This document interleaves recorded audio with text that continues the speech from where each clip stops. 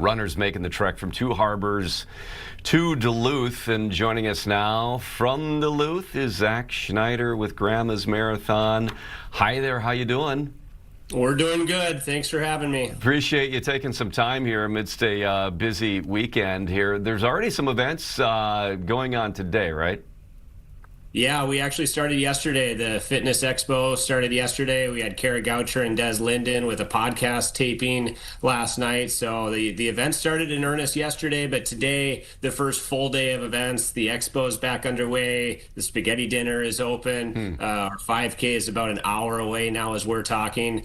We got some kids races and some entertainment scheduled for later on this afternoon. Always a fun event. Now, this is the 50th running of it, and let's talk about the growth of it over that half century. It's what you're expecting. Is it more than 20,000 participants this year?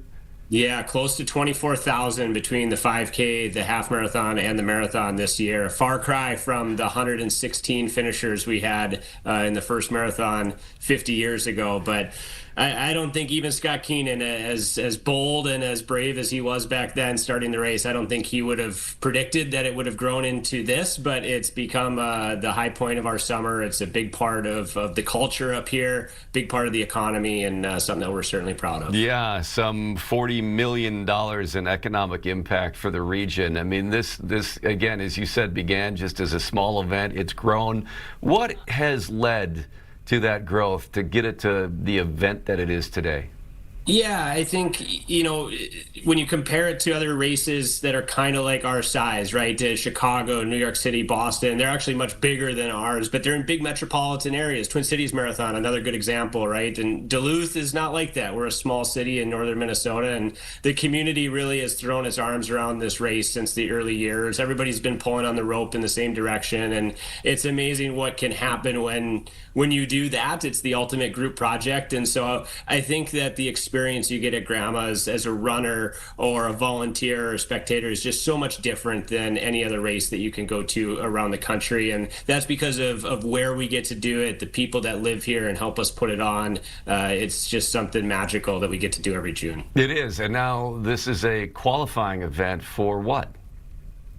We are a big qualifier for the Boston Marathon. Olympic trials qualifying is now open for the 28 Olympics in Los Angeles. So we'll have some people this year trying to get the standard to be in the Olympic trials. The big one for the Olympics will be next year. But every year we've got people trying to run fast. But I think that's also part of the magic of not only Grandma's Marathon, but marathoning in general. We've got people that are trying to win, trying to qualify for these other big races.